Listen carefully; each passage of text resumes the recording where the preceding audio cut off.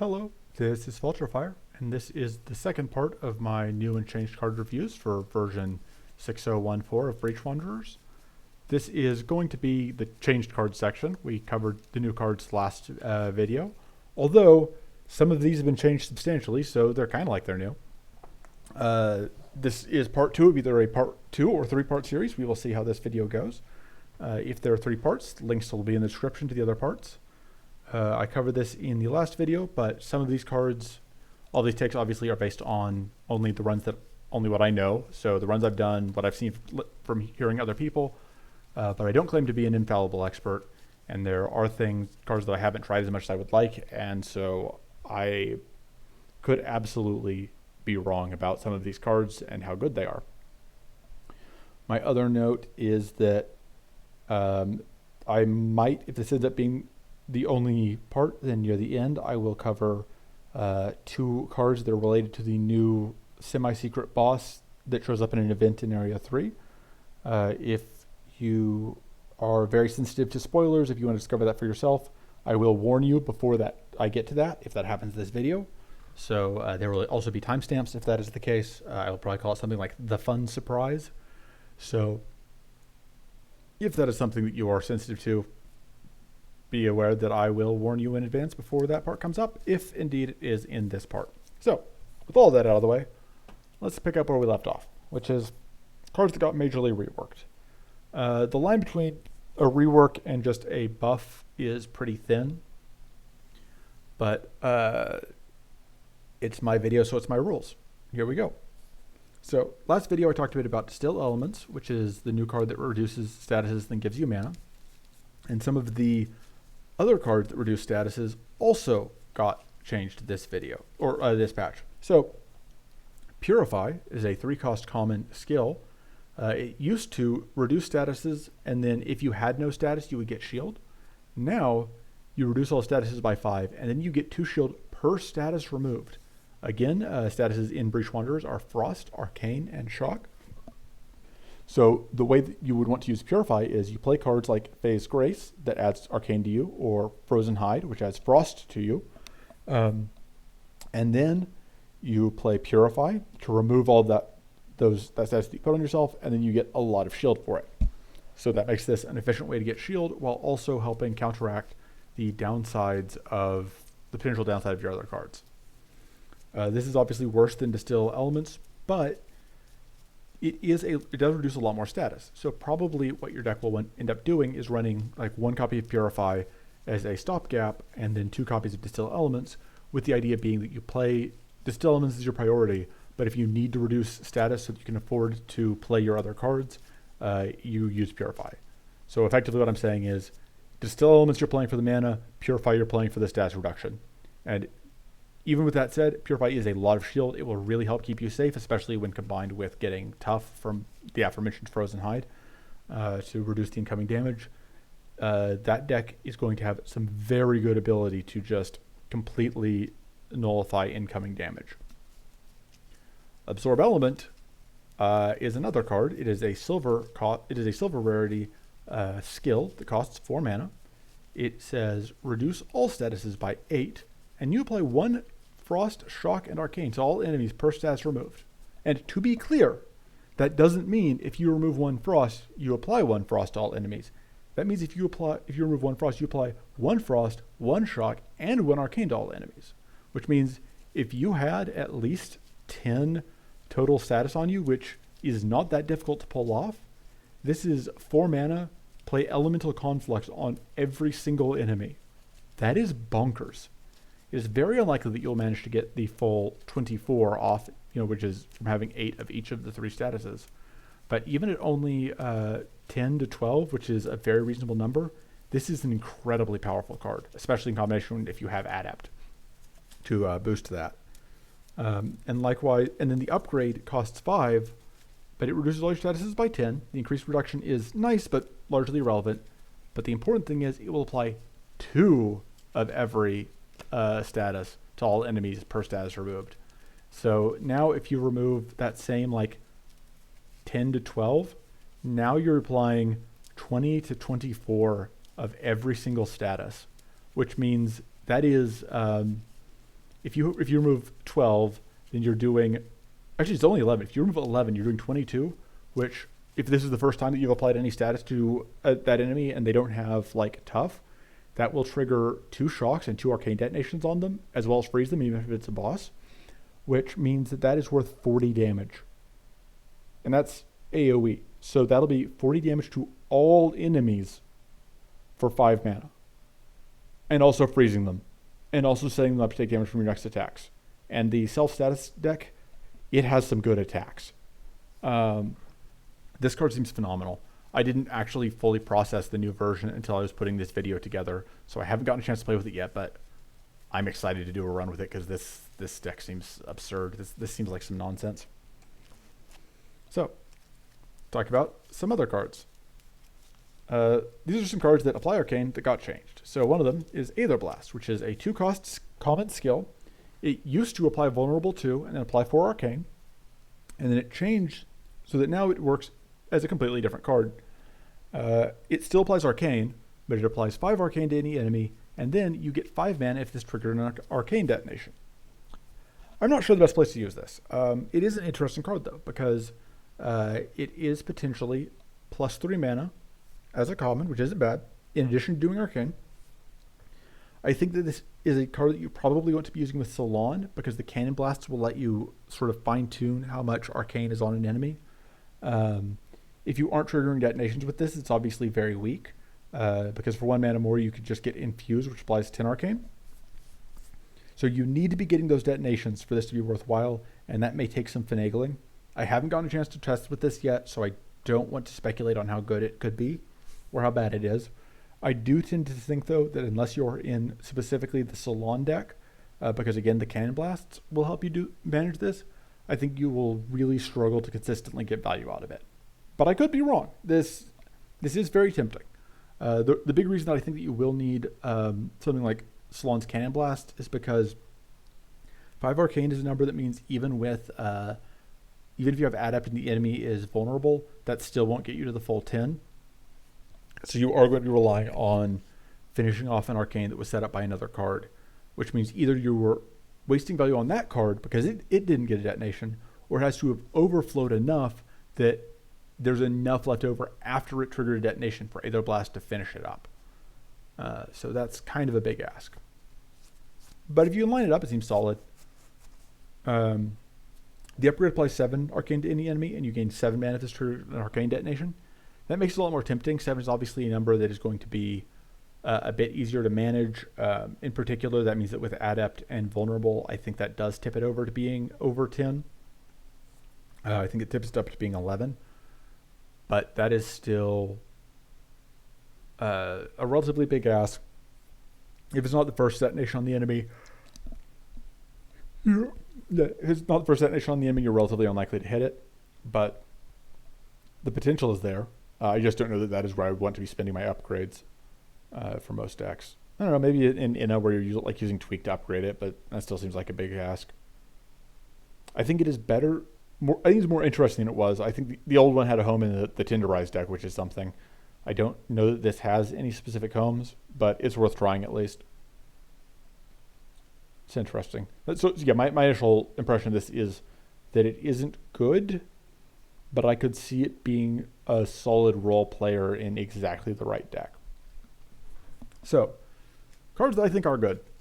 This card used to be called Voodoo Blast. It was deal 8 damage to all enemies. Give them Arcane Weakness 1 if your last card played this turn was a spell. It was a 4-cost silver rarity spell. This is one of those where the difference between rework and new card is very thin. It is now a different type. I think that it's supposed to be a skill. It is currently a strike. It has a much different cost. It now costs 8 instead of 4. But it is still silver rarity. But the new text is that it always gives Arcane Weakness 1 to all enemies. And then you apply 22 Arcane to any enemy. So what that means is that if you're playing this against an enemy that has, if there are no buffs or debuffs at play, and you just play this against, the first thing you do in a fight is you play this on an enemy, this will do 30 damage to it and dispel it twice, which, because the Arcane Weakness 1 will be applied, then it will take 2 Arcane detonations, which is pretty good. But the other thing is, you still apply Arcane Weakness 1 to all enemies, which means that is a lot of potential damage that you have set up that you can then cash in later. If you've watched, I recorded recently a Jazz Hands Rowden list, my Jazz Hands Rowden deck, which is a triple status deck. And if the enemy is shocked and frozen, each of those debuffs will increase the damage that Arcane does by 5, and Arcane Weakness doubles that. So if you do an Arcane Detonation on an enemy that is shocked and frozen, you get 40 damage instead of the normal base 10, because it's 10 plus 5 for shocked, plus 5 for frozen, brings you to 20, and then 20 times 2 from the Arcane Weakness is 40. So this is very, very good there, obviously. And the upgrade boosts it to give Arcane Weakness 2 to all enemies, and it applies 25 Arcane to any enemy. The other thing is, this is a very big number, and that means that Adept and Vulnerable will give you a huge bonus to how much total Arcane you're doing. Because 30% of 20 is 6. I don't think the extra 2 is enough to round you up to another point, but so that means you're getting like 28 Arcane, and if they are Vulnerable and you are Adept, then that gets you all the way up to 36, which is enough to get 3 detonations. Which is obviously very, very good. I wouldn't rely on this as your only damage source, but this is also a great supplement to an Occult Ritual deck, because it can help finish off weak enemies quickly in a fight before your Occult Ritual gets rolling, and it ensures that once your Occult Ritual is rolling, it will be able to do lots of bonus damage to whatever you're hitting. It is awkward as a strike right now. It really should be a skill. I do think that is just a typo. I'm betting that gets fixed in the next patch. But other than that, the card is excellent. I like it a lot. It is kind of the big cost Arcane card that we didn't have before. Because previously, if you want to do big Arcane, you played Occult Ritual, or you didn't do big Arcane. And this gives you a way to do big Arcane. This is an Arcane Weakness card that I'm actually happy to play on its own, that isn't just a Salon setup. And yeah, just overall, I think it's a really good and interesting card. And especially considering the previous version was pretty mediocre, even in Salon decks, which is like the only deck you would run it in. This is a very, very good change, and I'm happy to see it.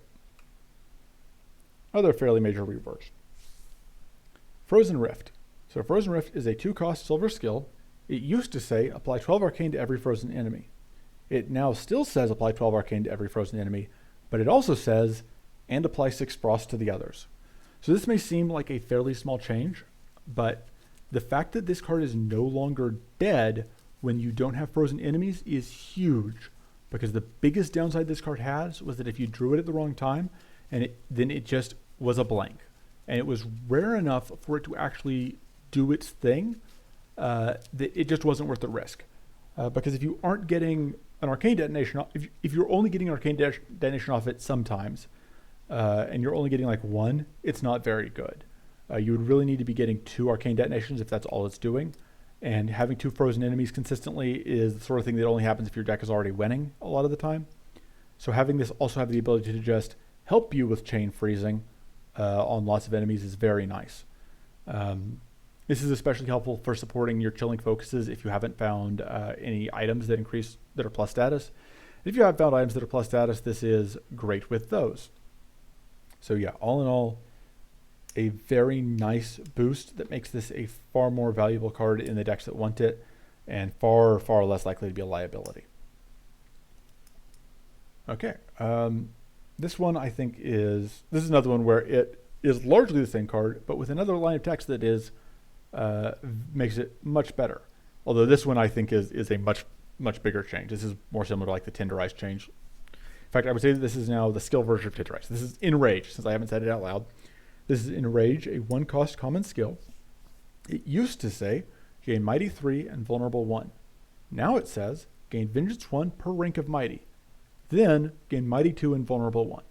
So you're always getting Mighty and Vulnerable still. And the difference between Mighty 3 and Mighty 2 is relatively small, especially in a starting deck card where you're going to be seeing it fairly quickly. But the big change here is now, if you play it while you already have Mighty, you're getting that Vengeance, which is the 8% damage bonus per rank, for the rest of the turn. Because Vengeance goes way into the turn. Normally, before this patch, Vengeance was largely a thing that only Catan got, and Catan got it from a couple of his cards, but mostly from his level 4 passive. But this patch gave us a few more ways to get Vengeance on other characters. And the important thing is it is a stacking, temporary, 1 turn only damage bonus. And so what this does for the Enrage is that it means that you can now play 2 Enrages along with other mighty generating cards like Solon's Scattered Mod, and you can stack a lot of Vengeance and do a lot of damage that way. I haven't personally gotten to try this. Somebody in the Discord was showing off their success with a Enrage-based deck, and I believe that that seems good, but I haven't tried it myself yet. I'm looking forward to doing that. And this is just a solid build around. If you're running this, it's kind of similar to Tenderize, where with Tenderize, you're just like, does this card say vulnerable? Yes, put it in the deck. And with Enrage, it's like, does this card say mighty? Yes, put it in the deck. Which seems like a pretty straightforward way to build a deck, but it also seems like it should be pretty rewarding. And this isn't the first mighty reward we've had. There's also Gather Power. No, not Gather. No, there is Gather Power, but the other one is Show of Force, which is a silver card. But the problem with Show of Force is that because it is a silver card, if you build around it and you don't find it, your deck is very sad. And Enrage helps a lot with shoring up that weakness. Likewise, like the Mighty deck is very, very good. It finds a Mask of Rage, which gives you an extra bonus for every stack of Mighty you have. But if you don't, then you were sad. So I like this change overall. I think this makes this card a lot more interesting for various decks. And I look forward to trying it. So, Sunder. This one is a smaller change than some of the others. It is a 1-cost spell. It used to be a 1-cost skill. Previously, you removed 10 shield from any enemy, and if they had no shield, instead you would give them vulnerable 2. Now, you deal 10 damage to an enemy that has shield, which for 1 mana, dealing 10 damage is a pretty good deal. But also, if it doesn't have shield, you give it vulnerable 1 and you draw 1, which is very good. That means that this replaces itself while also setting up vulnerable, which is a pretty nice thing for it to be doing. I think this is actually potentially a very valuable inna card because it is a low investment way to apply vulnerable. And the upgrade is you give vulnerable 2 and you draw 2 if the target had no shield, which means that once upgraded, it is net positive on cards. And for the inna deck, you have Tweak and potentially Brilliant Idea, which means that you will be upgrading a lot of the cards in your deck every fight. And normally I wouldn't commit an upgrade to Sunder, I think, most of the time. But if I am getting that upgrade just from the battle, from Tweak or Brilliant Idea or a Sharpening Stone, suddenly that's a very different proposition. This is unfortunately another vulnerable card. You saw Aether Blast no longer gives vulnerable. This gives less vulnerable. Those are both kind of hits to the Tenderize deck. But I still think that this is a pretty good change that makes this more interesting to more decks overall. All right, next one, Future Blast. Well, it used to be Future Blast. Now it is Future Sight. So it used to be a 4-cost spell. Now it is a 4-cost skill. The main feature of it is still the same, which is you increase the damage of the top spell in your deck or discard pile. In this case, it is by 30%, and then you draw 1 spell. So you will increase the top spell in your deck or discard pile by 30%, and you will draw probably exactly that spell. The big change here, the reason it is a skill instead of a spell, is that the problem Future Blast had before was that because Future Blast was itself a spell, it had this odd conflict with itself. Because the Future Blast deck, the boost spell damage deck, wants to only have 1 spell in the deck, and that's the spell that you're pumping.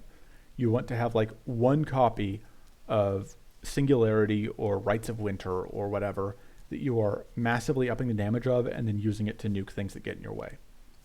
And the problem that the deck was having was Future Blast theoretically was the common that starts the deck rolling, but Future Blast would keep stealing the spell damage buffs from both your other Future Blast and from any other cards like Potent Augury or Ritual of Runes that you picked up, which was just a big bummer. Now you don't have that problem. I do think I'm not a huge fan of it drawing the spell. That makes this worse than multiples in some ways. I haven't played the deck yet, though. It's possible that the fact that it does draw the spell could be valuable. I do think this makes it more important if you are running this in your deck to run ways to discard it, to run like Siphon Card to discard the spell, because you often will want it in your discard pile when you play other buffs, because you don't want it in your hand when you play the buffs, because this is increases the damage of the top spell in your deck or discard pile. If your only spell in your deck is in your hand, you don't get to increase it. But yeah, I think that I haven't gotten a chance to try that deck, but I think this makes the increased spell damage deck a lot more reliable out of the gate, and it makes this card that was previously awkward in the deck it was built for a lot better able to shine. So I need to try that. There'll probably be a run uploaded at some point where I do, but until then, that's my thoughts on it. Shielding Bolt. So this is a 3-cost silver spell. It used to be deal damage to any enemy, and then you and your allies gain shield if the last card played this turn was a spell, which was often awkward because the allied decks don't run a ton of spells. They're largely about skills because you are summoning your allies and you're playing skills to buff your allies, and you are cowering behind shields. But you didn't usually have a lot of other spells. Now it is 3 mana, deal 8 damage to any enemy, and then you and your allies gain 1 shield per damage dealt. So that means this now will reliably shield your allies. That's important. It also potentially, if you are stacking buffs on yourself for whatever reason, possibly because you have Spirit Swarm, or possibly because you have just Mighty from Warcry, which is also buffing your allies, whatever the case may be, that will let Shielding Bolt do more damage. And similar to Mana Bolt, the more damage it does, the better off you are. And this gives you potentially a lot of shield to your allies, and there aren't many ally shield cards, which increases the value of this. This was previously kind of a disappointment because we have so few ally shield cards for it to not actually be doing that in the deck that wants it. You don't have to run this in an ally deck, though. This will just give you shield. So this could be interesting in a paladin deck. If you're supercharged, it will do shock instead of giving you shield, but that can also be valuable. And it will, and of course, Paladin's level 10 passive makes everything stronger based on how much shield you have, so that's a good combo. If you're playing, this may also be a key to running a slightly more defensive Katon list that will let you get to turn, that is playing to get to turn 2 by letting you convert some of your huge damage bonus into enough shield to not just fold like wet tissue paper as soon as you have to press into turn. I do think the summoning deck is the most likely home for it, though. Shield, gaining a lot of shield tends to be less valuable than gaining a lot of mana, and 8 damage is a low enough number that you have to care about that shield for this to be worthwhile. But I don't think it's bad. I think it is now a card that has homes, which is always something I'm looking for when evaluating cards. And absolutely, if you're running a summon deck, I think you need this to protect your summons because there just are so few tools. Unleash the Storm. So this was 4 mana, deal 12 damage to all enemies, deal double damage if you are shocked.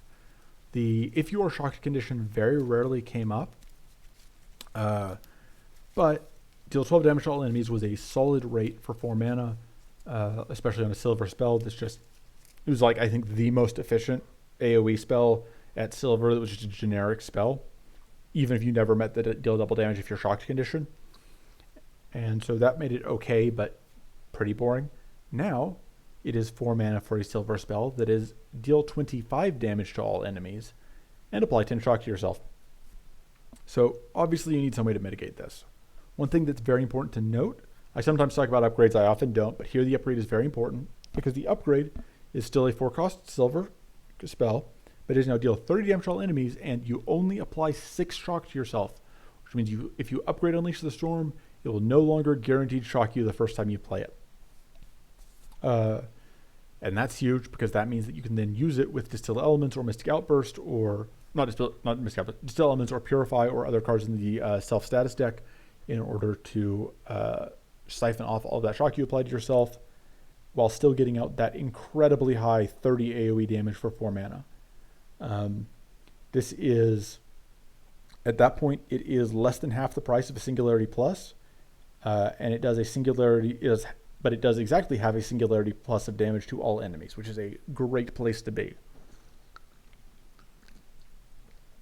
Unleash the Storm is a card that I definitely need to try and catch on, but feels like a very, very strong payoff for that self-status build. I'm not planning to talk about Mystic Outburst this series because it mostly got numbers tweaks, but it does now hit the first 2 enemies instead of just 1, and Mystic Outburst is just the other very efficient damage card that the self-status deck gets, and conveniently it is a different status than this one. So you combine the two, and the deck ends up having a lot of ways to output a lot of damage very quickly. So, some other categories of changes. That was all the major reworks. These cards are, I didn't want to split them up because they're roughly in the same sort of thing, but they are, some of them, a lot of these are going to be mixes of bigger changes and smaller changes, but they were similar enough stuff that I didn't want to break it up. So, let's talk about the bleed changes. So, bleed changed this patch. It used to be a one-time damage tick on enemies. Now it is, it causes enemies to take 1 damage per rank of bleed whenever you play a non-mana card.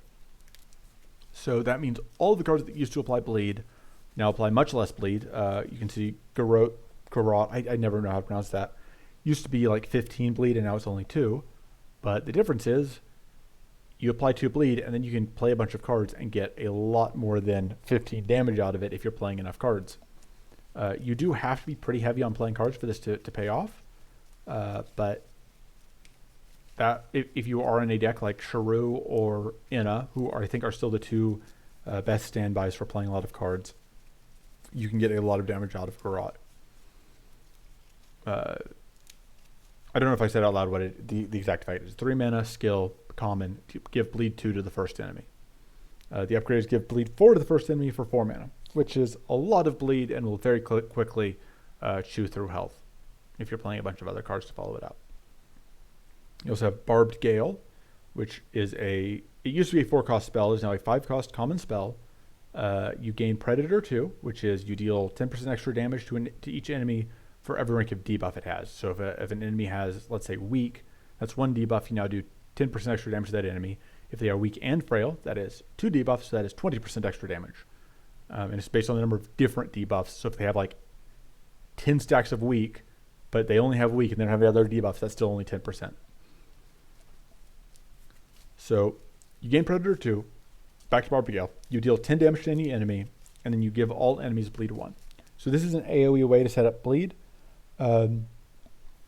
Mostly that bleed is not going to... Bleed 1 is a relatively small bonus, but Predator is great. This is still the common way to get Predator, and that bleed can help you with finishing off weaker enemies without having to devote cards to them, which is very, very nice. This was at 4 mana with give all enemies bleed 1 for most of the beta, but I agree that was a little bit strong. I think this version is a little bit weak, but not by too much. And definitely if you're playing the Predator deck, you're fine having it. And then finally on this page, we have Grisly Strike, which is a 3-cost silver rarity strike. It used to be deal 4x2 damage to the first enemy, give it bleed 8 on a critical hit. Now, again, bleed numbers were a lot higher in the past because you only got that damage tick once. Now it is deal 3x2 damage to the first enemy, give it bleed 2 if it is bleeding.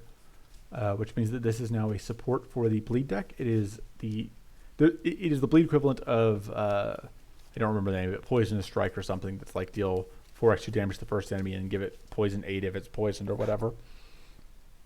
This is that, but for bleed.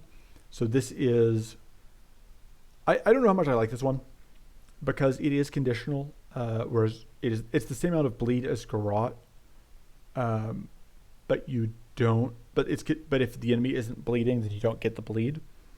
And I think that's a pretty big downside. We do have a decent number of ways to apply bleed now, but I don't think we have so many that I'm willing to take that risk. Deal 3 extra damage is fine, but if you're playing the bleed deck and your goal is just to play a lot of cards, then that 3x2 damage is not worth as much as the possibility that you would play this and the thing wouldn't be bleeding and you would miss out on 2 damage per card played for the rest of the turn. And the upgrade also only goes to give it bleed 3 if it's bleeding, which I think is, even though it stays at 3 mana, I think is much worse than Garrote's 4 mana, than Garrote Plus's give bleed 4 to the first enemy. So that is the bleed changes. Let's talk about some poison changes. Got several slides of poison changes. So with Poison Nova. Poison Nova changed pretty completely. This is one of those that is basically a rework. Same with Withering Spray. It's a 4-cost silver spell that used to be 4-cost silver skill that was give poison 10 to any enemy and then poison 5 to all enemies. So total of 15 poison to the thing you targeted and 5 poison to the things you didn't. Now it's a 2-cost skill that is give poison 20 to any enemy and poison 8 to yourself. So you're poisoning yourself to a pretty significant degree, but you are getting a lot of poison for 2 mana. Because the sort of baseline for poison is the common deadly injection, which is 3 mana for 10 poison. And this is 1 mana cheaper for twice as much poison, with the very, very minor downside of severely poisoning yourself. You can deal with it. It'll be fine. The upgrade is poison 25 to any enemy and poison 6 to yourself. So less poison to yourself, more poison to the enemy. I tend to think you aren't upgrading this. I think you'd rather spend an upgrade on something like Withering Spray, which we're about to talk about. But this is a very good card for the poison deck. This makes it a lot easier to get started stacking, to set up stuff like Poison's Touch and Catalyst. And the fact that this is a very low cost to do that is very nice. That means it's easier to take multiples of these. It's easier to play it multiple times with like Regrowth or Duplicitome or Inkwell, and just overall makes this card a lot better of a tool. Of course, the question then is, if we don't have Poison over for AoE poison, what do we have? The answer is Withering Spray. Withering Spray used to be 6 mana for a common that is deal 1 damage to every enemy for every rank of poison it has. And now it is a pretty different card. It is a 5-cost skill common that says apply poison 15 to every enemy with poison. So that is an AoE poison that applies a substantial amount. This works very well with Toxic Cloud, obviously, as a setup. Toxic Cloud being another common that we're going to talk about in a moment that applies poison to all enemies, so that will prime you to Withering Spray things. The downside here is Withering Spray doesn't need to be set up, so you have to be able to get poison on all enemies in order to make it work. But I think the poison deck has enough ways to do poison AoE to justify it. And the other thing is, at 5 instead of 6, this is a lot easier to get to. But similar to between Poison Splash and Withering Spray, it is now a lot easier to get to the very big poison numbers that you need in order to really get value out of the poison payoffs, like the aforementioned Catalyst and Poison to Touch. Withering Spray Plus reduces the cost to 4 and is then ups it from apply poison 15 to apply poison 20. And so this is where I was saying, like, I would upgrade that before I would upgrade Poison Splash, because you are getting the same amount of extra poison, which is 5, but you're also getting cost reduction, and you're getting to apply that poison to all enemies with poison instead of just the one thing you target. Other poison changes, though. Toxic Cloud. Toxic Cloud is a 4-cost common skill. It is still a 4-cost common skill. It used to give all enemies weak 2 and poison 6, and now it gives all enemies weak 2, frail 2, leech 2, and poison 2. So it is now, it actually did not lose much damage. In fact, overall, it is very comparable because the leech represents additional damage. You have less poison, but the leech makes up for it. So at the end of the first turn, the enemy will take 3 damage from leech, 2 damage from poison, and you will heal 3. Then on the second turn, they will take another 3 damage from leech and 1 damage from poison, and you will heal another 3 from the leech. So that's a total of 9 damage, which is exactly the same as the old Toxic Cloud, which would do 6 from poison the first turn and then 3 from poison the second. Although the other Toxic Cloud would get a further 3 damage from the remaining poison after the first 2 turns, but I think that is more than counterbalanced by the other parts of this. So let's talk about some other stuff that Toxic Cloud does. One of the first notes is this gives weak and frail. There are several cards, most notably there are several Inna cards, that care about enemies having weak, enemies having frail, and enemies having vulnerable. We previously did not have any AoE frail cards that were generic, I think. No, we did, but they were relatively expensive and they weren't common. Now we have this amazing common way to just very quickly make all enemies immediately weak and frail, while also getting some other value. So that makes this very, very powerful with Inna. It makes it very, very powerful with Predator decks, because this is just straight up 4 debuffs on enemies. So you play this into the card we were just talking about, Barbed Gail. And so Barbed Gail then does 14 damage instead of 10, because you have an immediate plus 40% damage bonus from Predator to all enemies. And that seems very good. And then Toxic Cloud Plus is just weak 3, frail 3, leech 3, poison 6. I don't think you're upgrading Toxic Cloud outside of like using Tweak on it that often, but you know, maybe you need extra week. Toxic Cloud applying Leech also does mean that it gives a little bit of healing, which is nice. And this is also makes it somewhat valuable on Shrew as a sort of early healing card in the event that you're playing a Shrew deck that is not winning on turn 1 every turn. AoE weak continues to be a very, very powerful buff to hand out as well. So just Toxic Cloud was already a solid consideration in certain decks, certainly in the Poison deck, and just kind of in slower in decks you would sometimes run it over Hobble for the low but still present damage output, because those decks are just so slow that matters. And now it is even better in the places where it was good before, and it is amazing in places that it previously wasn't that useful. Other changes. Virulent Strike. It was 2 mana, strike, common, gain Venom 2, deal 1x2 damage to the first enemy. It is now 2 mana, common strike, gain Venom 2, deal 1x2 damage to the first enemy. You may be saying that is exactly the same text, and it is, but what has changed is Envenom. Envenom used to be 1 poison per hit, and now it is 2 poison per hit, which that may not sound like that much, but it is literally twice as much, and that adds up fast. That means that this will initially set up 4 poison on the front enemy, which makes this effectively worth 6 damage just on its own. And if you can follow it up with other poison, or other strikes, it will very quickly add a lot of poison.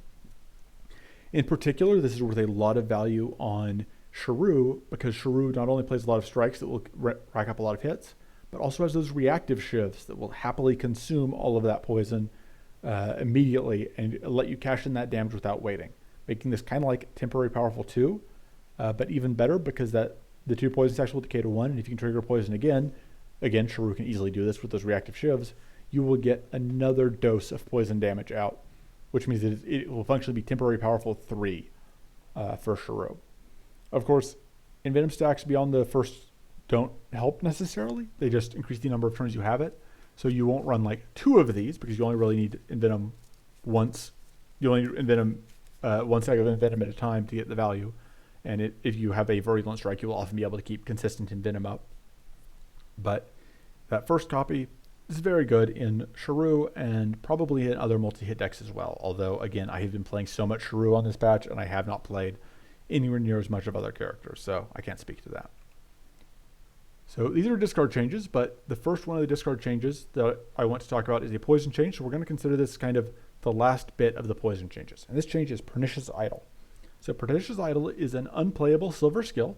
Unplayable not in the sense that it is not good, but in the sense that you literally cannot play it from your hand. Instead, the way it worked was that you would give poison 4 to all enemies if it was in your hand at end of turn, and you would increase the value of that by 4 when it was discarded. This was obviously a bit awkward because you had to choose between actually having it do the thing and increasing it for later, which made it kind of theoretically, that makes it an interesting push and pull, but in practice mostly just made it an awkward card to play with that was never quite satisfying.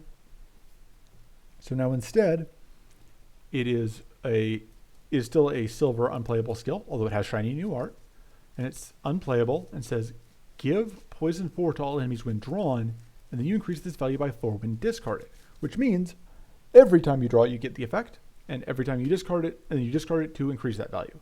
It is worth noting, in case you are unaware, you have to discard it to an effect, such as Rummage that says like discard 1 card.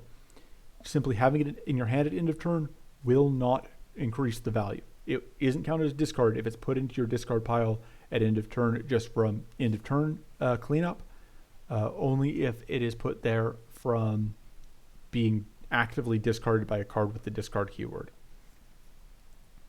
So Pernicious Idol Plus is 6 poison all enemies when drawn and increases by 6 when discarded. But the main thing that Pernicious Idol does for you is it is a free way to instantly apply AoE poison, which helps turn on things like Withering Spray or Infected Focus that care about the number of enemies that care about enemies being already poisoned. And it also can be good in a slower deck as a way to sort of get that attrition win for relatively little investment. Because if you're already playing a discard in a list, then this just is kind of a free gimme. And this is another one where I plan to record a video with Poison Discard Inna, because that deck is better now than it was.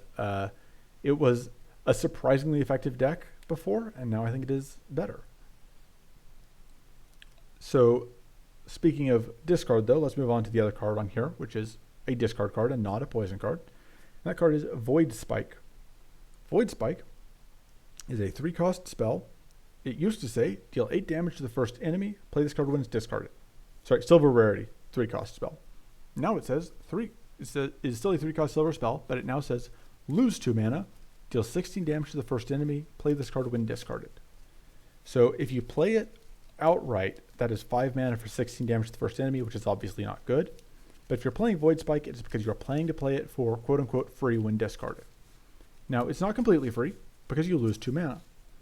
But if you already had no mana, then that's not a downside. So for example, if you have 1 mana left and you play Rummage, which is 1 mana, discard a card, draw 2, and you use that Rummage to discard Void Spike, then you effectively do get it for free. So that adds about a bit of a mini game to playing around it. I haven't gotten a chance to use Void Spike yet. It hasn't really fit in the discard decks I've been playing. I don't think Shrew really wants it. It's not bad for Shrew, but Shrew tends to be pretty tight on playing around mana. And I don't think that Void Spike is doing anything for you that you weren't already getting out of your other cards. But if you aren't playing Shrew as your discard character, then having this as a damage source is very valuable. In fact, that this is now 16 damage instead of 8 is a huge bonus, because one of the big problems the discard deck would have if you were trying to play the more straightforward damage discard deck is that you just did not have the damage to deal with area 3 enemies consistently. You would be kind of stuck in this awkward position of having to just very, very slowly whittle them down with like 8 damage at a time, which when they have 200 health is a long walk. So it's better. It has a slight downside now, but I think overall that is made up for by the power increase. The upgrade, by the way, you only lose 1 mana when discarded, and you do 20 damage. So relatively small damage buff, but only 1 mana instead of 2, and that's a pretty good improvement. A couple other quick changes. Malevolent Idol and Void Bolt. Malevolent Idol, all 3 of the idols got new art, but I don't have Benevolent Idol here because it didn't have its text changed at all. Or maybe it's text. I think Benevolent Idol's text changed, but it was just a formatting tweak. It has the same effect and the same numbers. It's just the wording is different. But Malevolent Idol is a skill. It is also unplayable, similar to the Pernicious Idol. It deals 6 damage to a random enemy when you discard it, and you increase the value by 4 if it is in your hand at end of turn. So this one does still have the mechanic that Pernicious Idol did previously, although reversed. For this one, it is you get the effect when you discard it, and you improve the effect if you don't, whereas Pernicious Idol was the other way around. But now this is unique, obviously. You only get one of the 2 effects. You can't get both unless you redraw it again. And the big downside to it is it can only increase once per turn, which can be awkward. Pernicious Idol, if you can repeatedly redraw it and discard it because you're cycling your deck because you're a discard deck and you're doing ridiculous nonsense where you hit like fatigue 8 or more, then you could get Pernicious Idol to uptick pretty quickly while getting that value every time you draw it. But Malevolent Idol is much weaker, but it's also a common. So effectively, if you're using Malevolent Idol, it's because you want a little bit of extra damage in your starting deck, and because you're a discard deck that wants a few cards that you get value out of discarding. I don't hate it, but I don't love it either. I think that I would generally rather have more card draw, but I also tend to play my discard deck slower, so take that into consideration. If you're more aggressive, this may do more for you. Void Bolt, speaking of being more aggressive, Void Bolt is a common spell. It is now 2 cost, discard 1. If you do, deal 14 damage to any enemy. It used to be 1 cost, and it did like 8 damage. And so the much, much larger amount of damage it does now is a huge improvement. Makes it a lot better at closing out early fights. It means that you only need to play it 2 or 3 times, depending on whether you've got any other damage sources, to kill common enemies in area 1. If you have like Mighty, even this will be only 2 Void Bolts to kill a normal enemy at the start of area 1, whereas previously you would need to play it 4 times, 4 or 5 times in order to kill a Thornberry or a Laura Blossom, which is pretty slow. So it is worth noting, this is one of the cards where you do have to discard to get the effect. If you do not have any cards to discard, it doesn't do any damage. But overall, it is now much... So this is kind of a funny journey, because when I started playing, this was 0 cost, discard 1, deal 4 damage. And then that wasn't impactful enough. Then it went to 1 discard, deal 8, and that still was pretty meh. And so now it is at 2 cost, discard 1, deal 14 damage, which I think is the sweet spot. I think that is the point at which it is going to be doing enough damage that you get value out of it, but not so much damage that you are running it without discard synergies. But hey, you might find yourself running it without discard synergies if it's just what you happen to have and you like using it. That is a pretty good amount of damage for that price. I could also see, I guess, using it with like the skill Future Sight. Future Sight is the name of it now, because that is a decent amount of starting damage to start ticking up with your damage boost. It's less than something like Sundering Blast, but it's a lot cheaper to play than Sundering Blast is. You're much, much more likely to be able to play it multiple times in one fight. I should try that, actually. I should try the Void Bolt plus Future Sight deck. That seems potentially interesting. Anyway, decks to play later. Okay, so other discard cards. These are continuing sort of the theme of damage numbers getting bigger. Fueled Beam went from 2 cost to 3 cost. It is discard 1. If you do, deal 15 damage to the first 2 enemies. It is a silver rarity spell. It used to be 2 and then did 10. So this is another one where it's just like the mana goes up, the damage goes up. This is now a pretty solid bit of damage. I think that I just don't play the aggressive discard deck for the most part, but this seems like a solid addition to the aggro discard deck at this point. I think the aggro discard deck is now much, much more able to do a worthwhile amount of damage. And Hubris Strike is another card that's going to help with that. Hubris Strike absolutely seems like it could be worth trying now. So it is a 3 cost silver strike. This deals 5x4 damage to a random enemy, but then you discard 1 card at random. So that is a massive amount of damage for the cost. That is 20 damage across 4 hits, which that's a lot of hits, which is very valuable if you have any runes. But you do have to discard, and that's a big downside. Man, this feels like a card that is very tempting. It's got to be good, right? Like, that amount of damage for that cost, that seems incredible. What? Discarding at random is bad, but for that damage, it's worth it, right? Right? I don't know. Somebody's going to have to try it. I don't know that that's going to be me. I hate discarding randomly, but this is a card that would make me want to do it. So, decision time. Is this a 2 or a 3-part series? We're still under an hour. I'm feeling pretty good. I've still got enough tea so that I can keep my throat from getting too dry. I think we're going to keep pushing through to the end, especially because those are, I think, the biggest changes. Most of the rest of the changes are relatively small. So let's go. Let's talk about some other generic cards that changed. So this is the big nerf. This is the card that I think is the one major nerf that we got this patch, which is that Surprise Attack, which was 2 mana, silver skill, give ambush to vulnerable 2 to all enemies, is now 1 cost and only gives ambushed 1 and vulnerable 1 instead of 2.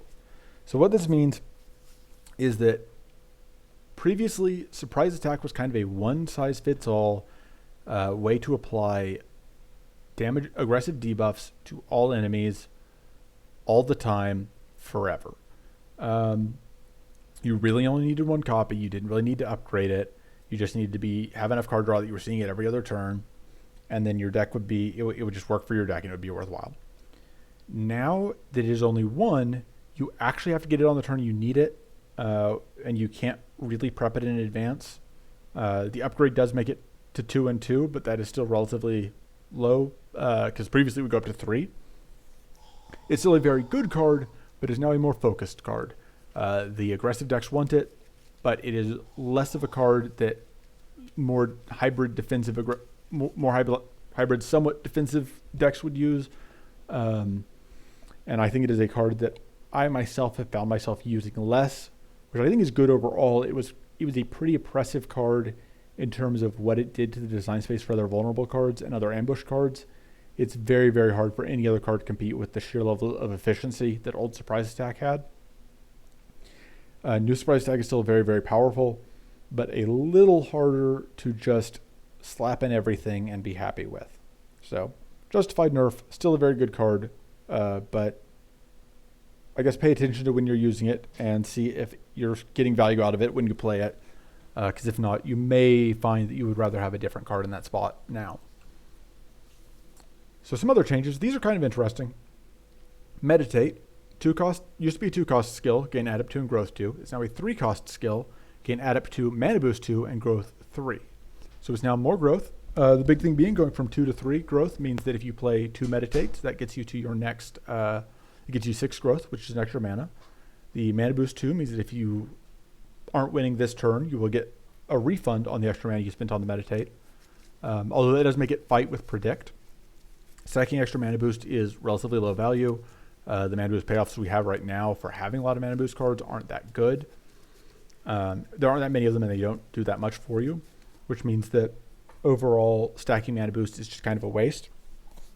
But this is still the cheap way to get Adept, so you'll still run it. The growth and the Mana Boost have value in slower decks, so it's not a bad card. I do think it is the 3 costs instead of 2. I think is a relative. It's hard to evaluate. I'm normally a fan of more effect for more cost over less effect for, I would prefer to pay more and get more effect than pay less, even if than pay less and get less effect, even if the slightly cheaper one is slightly more efficient in terms of mana. But in this case, the Adept 2 is the main thing you're running Meditate for, and so the fact that this no longer, the other buffs I don't value as much. So I'm not always certain that this is an improvement in all cases, but it's hard to argue that it's really a nerf either. So this is very much a side grade. Probably a buff in a lot of decks that people are playing. I just have found myself in a lot of games recently gravitating towards more aggressive decks, which naturally means that I value the Mana Boost less. Soulshield got a similar treatment. It used to be 2 cost skill, gains Sturdy 2, Tough 2, and Adept 1. And it is now a 4 cost skill that gives Sturdy 10, Tough 2, and Adept 2.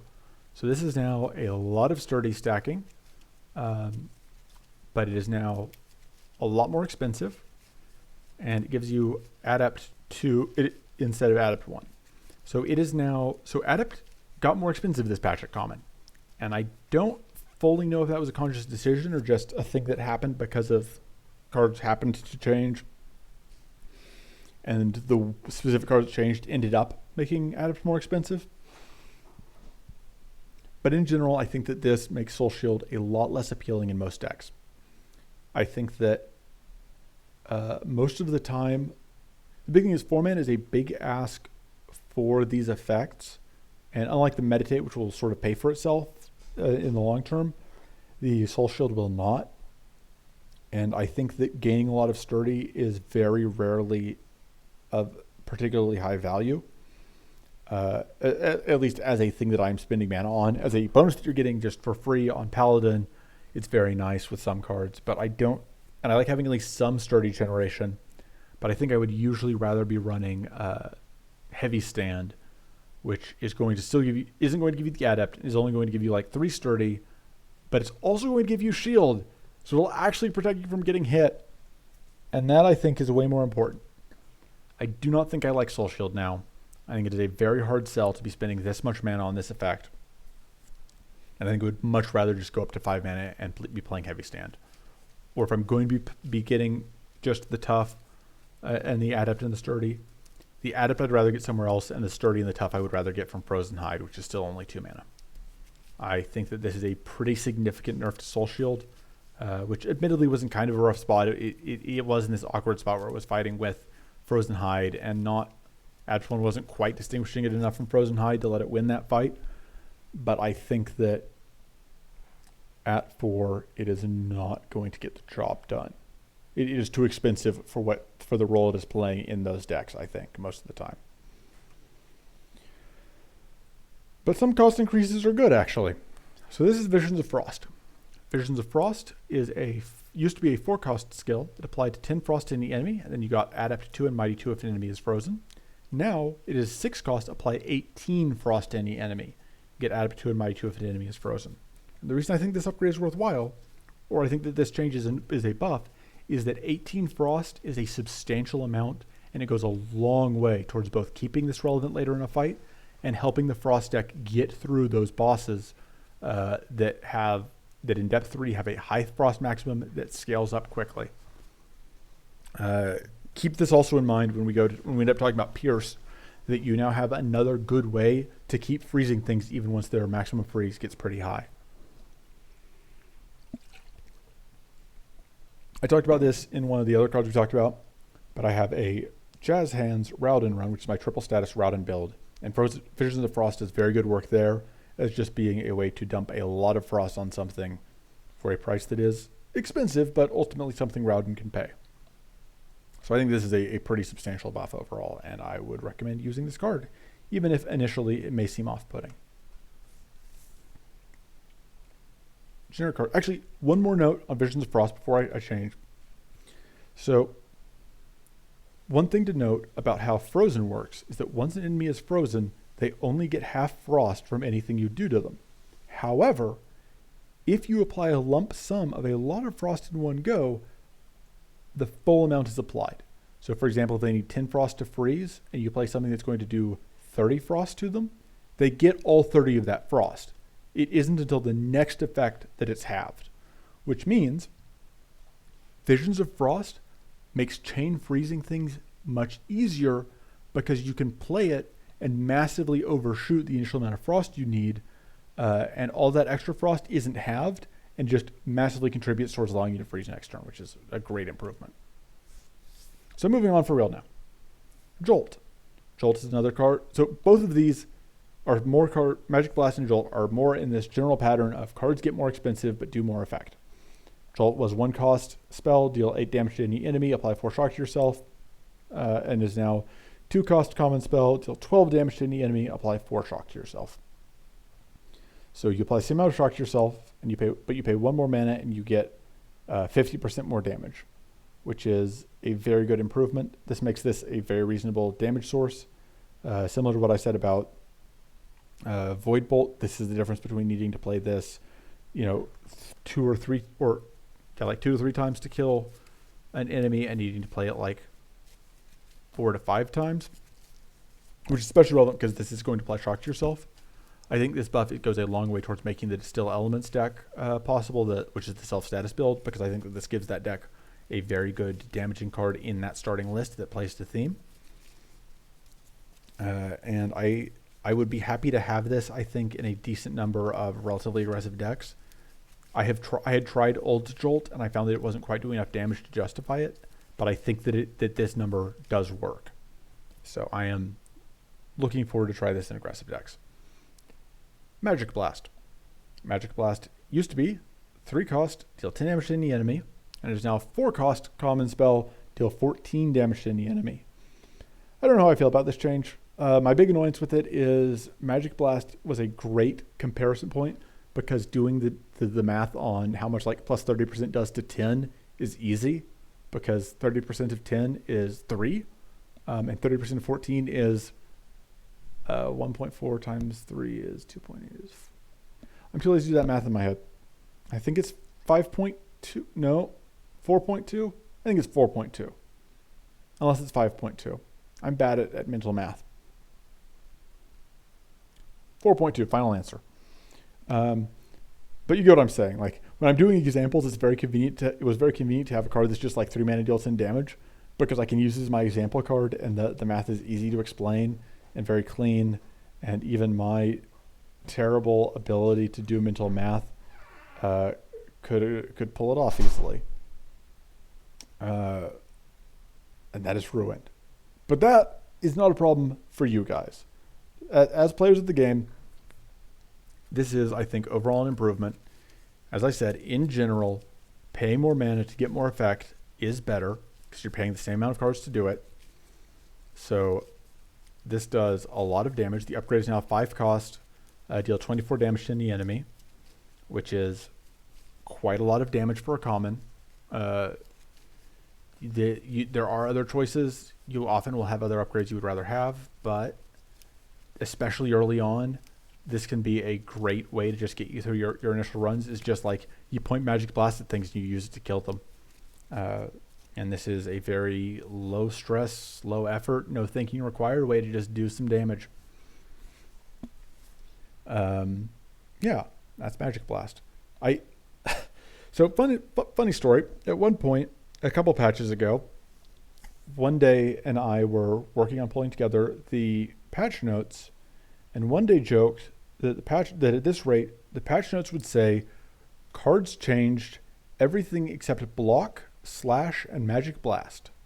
And since he made that joke, block has changed, slash became slash changed, and Magic Blast is now changed. So all three of the cards that were joked about as being the only cards that haven't changed are now different, which means that we can now say safely, patch notes since then, cards changed all of them. Moving on. Generic card buffs. Intimidating Strike. 4-cost strike, silver rarity, deals 7x2 damage to the first enemy. If this kills it, gain powerful 2 and give all enemies vulnerable 2 and weak 2. So this is very similar to what it was before, but now it also gives you powerful 2. That part is new. And that obviously is a pretty big improvement. This goes very well into the other thing that buffs this card massively is the existence of Shrew, because Shrew is the character that has the other cards that this goes with to make that deck work, which is of course the Vengeful Shade deck. So the idea is you summon a Vengeful Shade and then you Intimidating Strike it, and now you're more powerful and all the enemies are weaker and vulnerable, and you're very happy. I still don't think I would play this if I wasn't summoning Shades to kill. I think lining this up is tricky enough and the damage on it isn't so amazing that I'm happy to put in that effort. But if you are summoning Shades, this becomes a very, very powerful card that I'm very happy to have. And yeah, Shrew card in disguise. Other cards that are Shrew cards in disguise. Mystic Shadowblast. So this is now a 4-cost gold rarity spell. Summon one enemy Vengeful Shade. If you can't, apply 10 Arcane to yourself. And the reason you wouldn't be able to summon a Vengeful Shade is if there's no space in the fight for it. So if there are already 4 enemies or 4 width worth of enemies, some enemies are double wide, like a lot of bosses take up 2 spaces, and the Area 3 bosses, Hollow Maw and Baelator, take up a whopping 3 spaces each. But so you need a space to summon the Vengeful Shade. If you can't, you apply Arcane to yourself, and then you're going to deal 25 damage to any enemy and apply 20 Arcane to it. So this is largely the same card it was before, but it's 1 mana cheaper, and it does a little bit more damage. I think it may apply a little bit of Arcane. I don't have the exact original numbers up. I think the biggest improvement for Mystic Shadowblast, like with Intimidating Strike, is that Shrew now exists, and Shrew gets a lot of value out of summoning Vengeful Shades and killing them. I still don't know that I love it on other characters, but at this point, because the problem that I had with it before was that the numbers on it were such that the Vengeful Shade was adding enough extra difficulty to the fight that the efficiency you were getting on the Shadowblast itself wasn't compensating for it. So you get to Area 3 and you summon a Shade, and basically 1 Mystic Shadowblast is enough for you to kill 1 Shade. And that's still largely true, but I think the numbers are now pushed enough and we have enough other support for this archetype to make this card okay in certain decks. I still don't love it. I still tend to prefer Reckless Chase, which is a Shrew only common card that you unlock at level 5, I think. But obviously not all characters can run, only Shrew can run Reckless Chase. So if you're running a Vengeful Shade deck and it's not a Shrew deck, then you probably need Mystic Shadowblast. But I'm not totally certain that that deck is good on any characters that aren't Shrew. So I'm not sure if Mystic Shadowblast is good. But it's fine in the right deck now. It's fine on Shrew. I think I ultimately cut it for my deck because I just had other cards that I wanted more. And I was only taking Mystic Shadowblast if my card pool rolls had gone so poorly that I didn't have any copies of Forbidden Rites or any copies of Forbidden Knowledge. Which is a bad place to be for a card, I think. I think that you should aspire for your epic cards to do more for you than be stopgap measures in case you have just really, really, really bad card pool luck. And we keep going. Character card changes. So that was all the generic cards. So let's move on to the character cards. Rauden. Frost Nova. So Frost Nova is a 3-cost common skill. It used to give Frostbite 2 to all enemies. Now it gives 3 Frostbite to all enemies, and you apply 3 Frost to yourself. The Self-Frost is a fairly minor downside, but Frostbite 3 is a pretty big improvement because that makes it play a little bit nicer with everything that ticks off of Frostbite. This makes it stronger with Frigid Ritual. This makes it stronger with, this makes Glacial Stare a little bit easier to keep going. This makes Glacial Touch a little bit easier to hit. Just overall makes that whole deck a little bit better. I don't think I like this in the self-status deck. I don't think I would build the self-status deck in Rauden because of this, because Frostbite is a mechanic that I think is still only good if you're building around it, and that requires more commitment than I think the self-status deck can commit when this is the only real overlap between the two themes. But this is a substantial buff, and this makes this card a lot better in the Frostbite deck. Although I still wouldn't run it outside of there because I think that you really do need to be in Frostbite deck for this to be a card that you want to play. Pierce. Pierce is a 3-cost common spell. It used to say deal 8 damage to any enemy, deal an additional 8 damage if it's frozen. And it now says deal damage to any enemy equal to 80% of its maximum frost. So maximum frost only goes up at the end of the monster's turn when it is frozen, or when the frozen is removed by something like Shattering Strike. So at depth 3, elite bosses start at 15 max frost, and then they go up by 12 every time, I think. So they'll go to 27 and then 39 and so on. So what this means is that if you are perma-freezing a boss, the amount of damage that Pierce does will rapidly climb and very quickly will hit like singularity numbers, which on your 3-cost common spell is pretty good. The one time that I tried to play it so far, I ended up in a deck that was winning too quickly to get consistent value out of it. I was usually winning on turn 2 or 3, which was too fast for Pierce to be able to really climb its damage as much as you'd like. But if you, this makes Pierce a lot stronger in decks that are freezing intermittently, because one of the problems that Pierce could have before was that you would only freeze monsters occasionally, and that would mean that you were never getting that extra 8 damage because you just draw it on the turns where things weren't frozen. And then it would just be, you would end up in this awful position with Rauden where you would have frozen the boss a couple times, but now freezing it again was a real struggle. And so Pierce was never going to trip again, but without Pierce tripping, you just didn't have the damage output. And so this fixes that. The upgrade is 120% of its maximum frost, which partially means that this is just a solid initial hit on a boss. That's 15 plus 30, so it's 18 damage just base against a boss, which is pretty good for 30 mana. And then after they've tripped even once, then it goes up to, math is hard, let's say 33 damage, somewhere around there, which is pretty good again for a 3-cost common. And that is its base damage, so if you have any ways to buff that, that'll go up even further. So yeah, Pierce went from being a theoretically powerful but often awkward and clumsy damage spell to a far more consistent damage spell with a far higher top end. So very, very good buff. Salon card nerfs. So Arcane Crystal got hit a little bit last patch. It got changed from a mana card to a skill, which meant it was affected by fatigue. In this patch, one day decided that he was taking no prisoners. Arcane Crystal is now a I said that Surprise Attack was the one nerf. This is actually a way bigger nerf. So it used to be a 0-cost gold skill. Your cards cost 2 less to play this turn. Gain Arcane Leak 1 and Arcane Ruin 1. It is now a 1-cost skill that says your cards cost 1 less to play this turn, and then you still gain Arcane Leak 1 and Arcane Ruin 1. And the upgrade is your cards cost 2 less to play, gain Arcane Leak 2 and Arcane Ruin 2. So this is still a card that you are largely only playing if you have Purity. It is worth noting Arcane Leak now does only trip off of non-mana cards played, so you can play mana cards safely. But of course, with Arcane Crystal, you are planning to play a lot of cards afterwards, which means that it's not really relevant whether only non-mana cards count or not. This nerf means that you basically do need to upgrade it, which makes it worse with Cleanse because you would then need 2 Cleanse to get rid of both Arcane Leaks. Further encourage you to need Purity. Solana is one of the characters who's better able to get Purity, largely thanks to Defensive mod and Strenuous Vigor. And Arcane Crystal Plus is still probably an incredibly powerful card. I've never been the hugest fan of Arcane Crystal because even though it's incredibly powerful, I am incredibly risk averse, and that Arcane Leak scares me.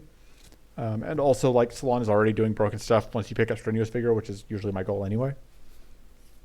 But it's... So this card got nerfed pretty heavily. I think it's still probably good. I think the unupgraded version is now a lot harder to get value from.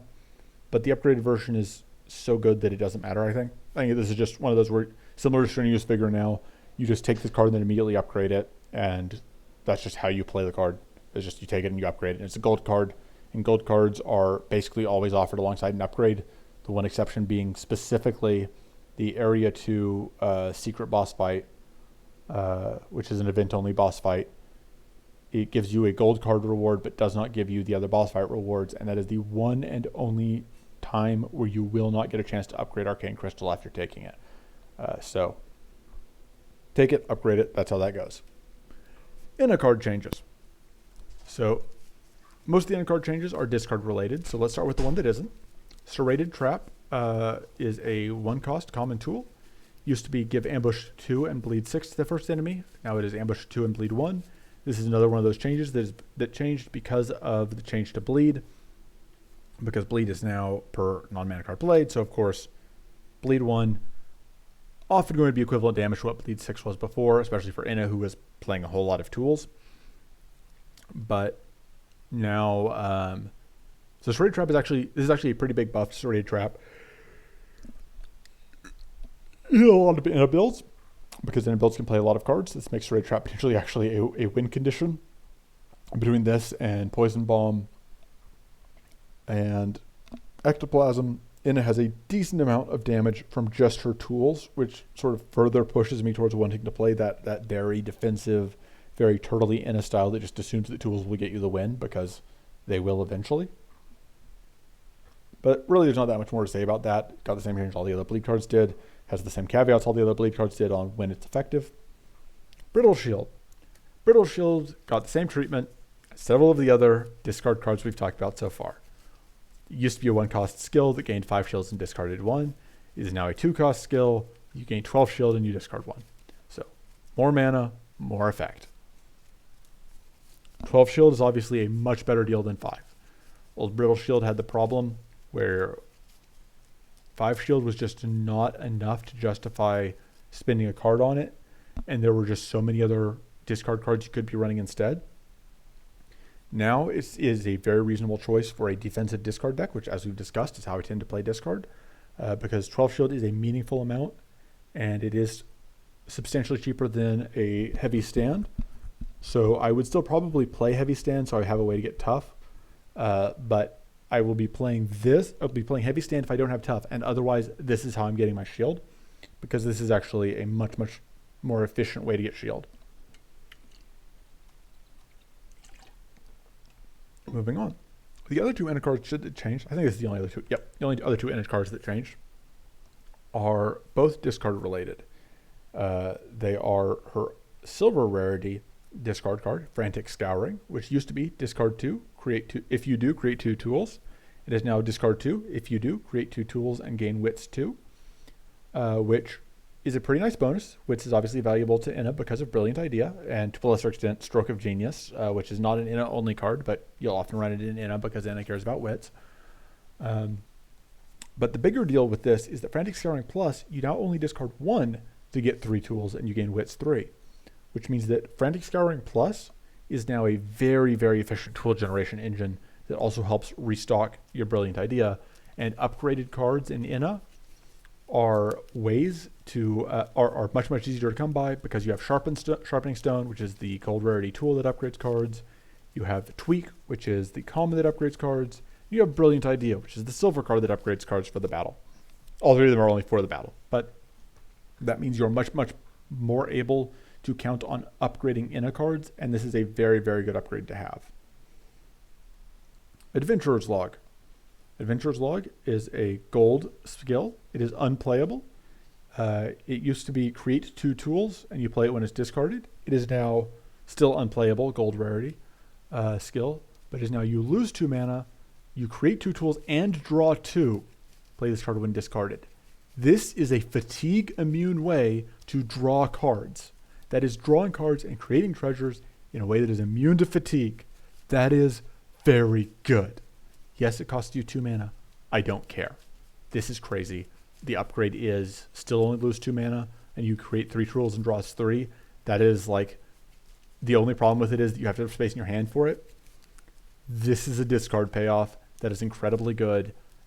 I haven't seen people playing discard Inna on this patch because Sharu has been stealing all the thunder, but I think Inna is sneaking under the radar with Adventurer's Log and to a lesser extent Frantic Scouring Plus, and I think discard Inna is probably completely nutty, and I need to play this deck immediately. If I didn't already have 3 other decks I promised I'm going to play because they also sound amazing. So that's the Inna changes. And let's see how long it takes to get Adventurer's Log nerfed. Poison Missile. Drophus card changes. We're moving on to Drophus. Poison Missile, 3 cost, used to be a 2 cost common spell, deal 3 damage to any enemy, give it poison 6, lose 2 health.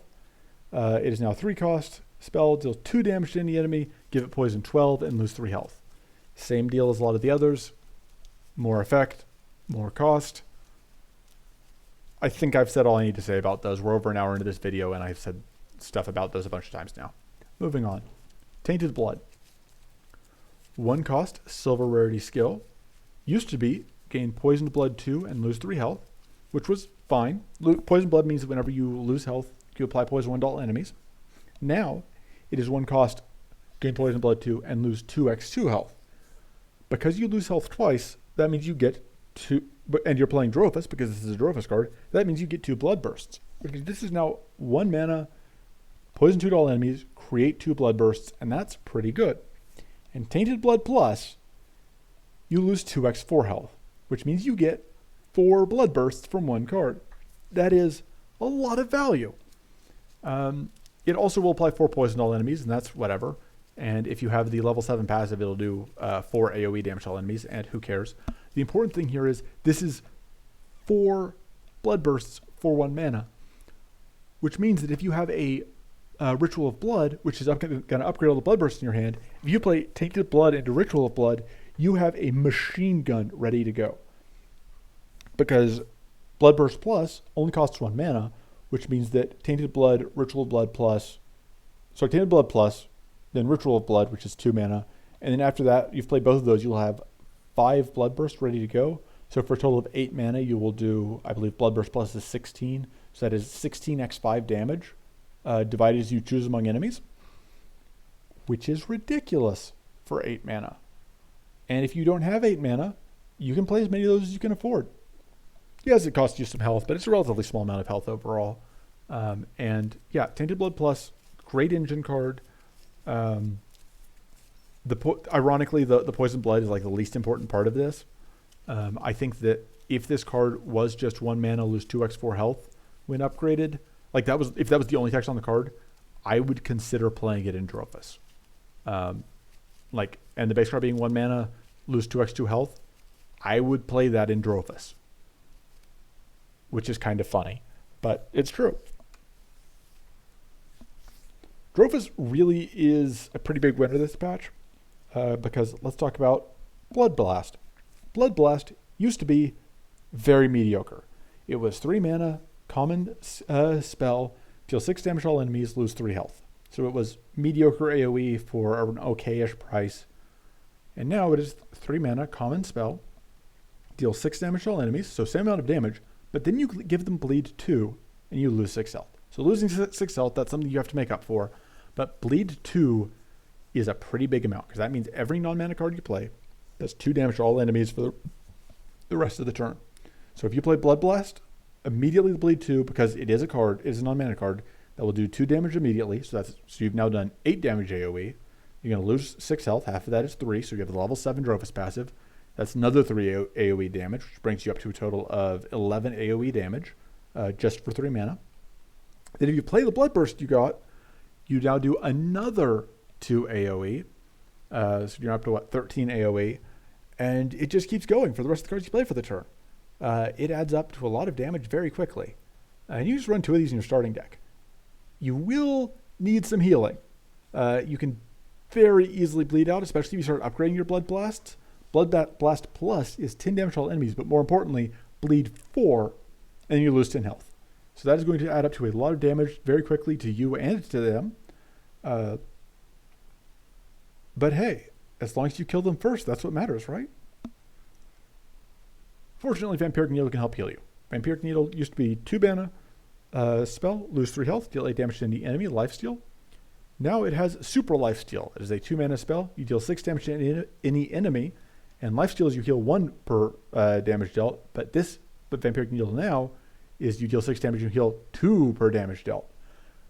Which means that it is even easier for this to just very quickly be 2 mana, heal all recoverable health you have.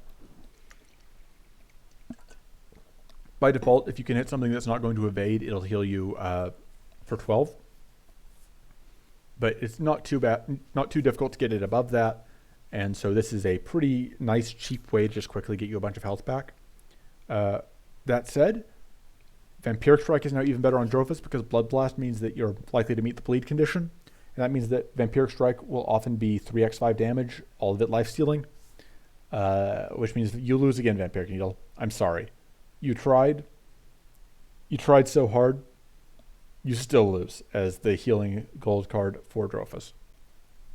This is a quick interlude from the next day Falterfire, who realized that he forgot to include Lacerating Strike, which is a card I do want to talk about. So, Lacerating Strike used to be 2 mana, give vulnerable 2 to the first enemy, deal 4x2 damage to it, and is now 2 mana, give bleed 1 to the first enemy, and then deal 6x2 damage to it. So it does more damage up front. The vulnerable meant that it was doing basically 6x2 before, but this now will do an extra point on top of that from the bleed, and if you already had vulnerable, it will do more damage. This is an interesting change. I think overall this is a nerf for a lot of decks. Or more accurately, I would say, this change makes you more interested in including vulnerable in your starting deck because it is less likely that you will be able to find a vulnerable source in Area 1 early. One of the things that Lacerating Strike and Corrupted Blast, which is a card that still is a common that you can get that will apply vulnerable to enemies. But by having both of those very efficient, low cost, very effective vulnerable sources from early monsters in Area 1, it was making it a little bit too easy to justify just not including vulnerable in your starting deck. Especially with also Surprise Attack existing as an amazing AoE vulnerable source. So I think this change combined with the other changes mean that vulnerable cards in starting deck are now more valuable. Of course, this does also apply bleed, and that's pretty nice. There are decks that will want it for that. It is a reasonable damage source. I don't think it is an amazing card to keep with you for the long run for most decks, but it's still going to be a solid little way to get out damage for the early, sorry, my brain wandered off for a moment, just a way to get out damage early on if that is something you're struggling with. So anyway, back to past Falterfire. But that's all I'm going to talk about today. There are other cards that changed. I'm done. I've been talking because I recorded this right after the new cards video, so it's been like 2 hours talking, and I have my limits. So, some number tweaks. These are cards that did change. Their numbers were adjusted at least slightly, but I didn't think I had enough to say about them. So Arcane Visions applies slightly more arcane than it did. Channeled Blast scales up faster than it did. Frozen Gust does more damage to frozen enemies. Mint heals a little bit more. Mystic Outburst hits 2 targets, but is 1 mana more expensive. Reinforced Shield gives you more shield and more sturdy and is still terrible. Reverberation does a little bit more damage. Shatter does a little bit more damage. Shocking Blast does a little bit more shock to the front target. Smite is a little bit cheaper, does a little bit less damage, but heals you based on how much purity you have. But it is notable because Smite is, I think, the only example of cards that changed this patch that got cheaper and less effective. No, Surprise Attack is the other one. So that's 2 cards that got cheaper and have a smaller effect instead of going the other way around. Grisly Storm is a Drophus card that now applies very slightly more poison. Hardened Toxins gives you more shield per rank of poison the enemies have. Poisonous Gaze took the damage that Withering Spray had before. So Poisonous Gaze is now a monster card that will do damage to all enemies based on how much how much poison they have. Sated Strike now gives you the powerful regardless, which is the flip side of Devouring Strike. It's what Devouring Strike transforms into if Devouring Strike kills. And it now gives powerful regardless of whether or not Sated Strike actually gets a kill. Sludge Salvo applies a little bit more poison. I mean, it could do something totally different. It may be a completely different card. You wouldn't know. You've never played Sludge Salvo. Nobody's ever played Sludge Salvo. Smog Blast applies more poison. I think this does actually make Smog Blast, which is the other card that Demented Mushroom drops besides Depraved Designs. It makes that card a little bit better. It makes it actually possible to take Smog Blast in some cases. Siphoning Blast inexplicably does even more damage. Siphoning Blast, I think, is a very, very powerful monster card that keeps slipping under the radar. And it did not deserve a buff. And I do not understand how that card continues to exist, because that card, by all rights, should be incredibly powerful and just doesn't end up getting taken. I think largely because, like, fighting Mana Wisp sucks, so you don't do it unless you have to. So these cards technically changed, but the wording is, but they got non-functional changes. So the updates here just made them, some of it was to make wording consistent across cards, some of it was to clean up typos, some of it was to just unify, just to make it clearer what the card does. And so these cards are Backstab, Benevolent Idol, Careless Strike, Charge Up, Charge Strike, Echoing Bolt, Elemental Conjunction, Elemental Conflux, Hidden Storm, Lingering Ritual, Overcharge, Overflow, Strenuous Blast, Strenuous Focus, Strenuous Strike, Strenuous Vigor, Super Beam, Treasure Map, Vampiric Strike, and Void Fire. So for the strenuous ones, the change there is because we have more stuff that cares about discard, the wording on cards that created, it used to say create and discard an exhaustion. Now all of those say create an exhaustion in your discard pile, because you are not discarding that exhaustion, which usually didn't come up, but with Shrew having a passive that cares every time you discard a card, it was important to clarify that those cards do not actually discard cards. Elemental Conjunction, I think, is the only one of these that is a functional change, and it is that Elemental Conjunction, you targeted an enemy, and then you draw cards if it's frozen, and you gain mana if it's shocked, and you deal damage if it is burned. And the problem was the damage was going first, which meant that if it killed something, you wouldn't get the other two effects. And so the order got rearranged so that now if the enemy is shocked and frozen and burned, you will get your cards in your mana before it does the damage, so that you don't get cheated out of those just because the thing happened to keel over and die before you were done tormenting it. So that's it for notes on these. If you want more details, see the full patch notes. I do still have two more cards to talk about. They are the aforementioned spoiler cards for the new boss in Area 3. This boss shows up in an event. If you want to see this boss for yourself and you don't want to be spoiled on what the boss is or what the cards drops are, now is the time to leave the video. Like I said, patch notes are in the description if you want to see those. There'll be a link to the Discord in the description. There'll be a link to part 1 in the description. And if you have any questions, comments, etc., leave a comment, like, subscribe, all the YouTube stuff. But if you are interested in seeing what our other two new cards are, let's keep going. So the new boss is the Corrupted Paladin unit. Corrupted Paladin unit cards are Corrupted Beam, which is a 6-cost spell that says give curse 3 to all enemies, then deal 3 damage to every enemy for every curse it has, which upgrades to give curse 4 to all enemies and deal 4 damage to every enemy for every curse it has. The other one is Surge of Corruption, which is a 2-cost gold skill that says gain curse 2, then draw 1 per curse on yourself. And then it upgrades into gain curse 1 and then draw 2 per curse on yourself. So both of these cards are irrelevant. It does not matter what text they have. If you can beat the Corrupted Paladin unit, you can beat the Area 3 boss. Full stop. Yes, they're cool. Surge of Corruption kind of points towards a deck that doesn't really exist. If you are fighting Maw, though, and you're actually letting Maw curse you, this could be a lot of card draw. But it's irrelevant. You had a deck that could beat Corrupted Paladin unit. Your deck already beats Maw. Corrupted Paladin unit applies more curse to you than Maw could ever hope to. Corrupted Beam, you know, it's going to do AoE damage. It's going to do curse. You killed the Corrupted Paladin unit. You do not need any more help in your run. Your run is effectively already won. You have faced the greatest challenge you're going to fight. But they're cool cards. I like the art on Surge of Corruption, which is a cool take on Voltaic Surge, and then Corrupted Beam is like a twisted version of Super Beam. So those are cool nods to other Paladin cards. But yeah, that is it. That is all of the cards. So I hope you guys got something out of this video. If you have other videos you would like to see, let me know. And I will see you guys for whatever my next video is, which might be a Shrew guide, but most likely will just be one or more of the runs that I have talked about wanting to record while I put together this video. So I will see you guys next time. Until then, toodles.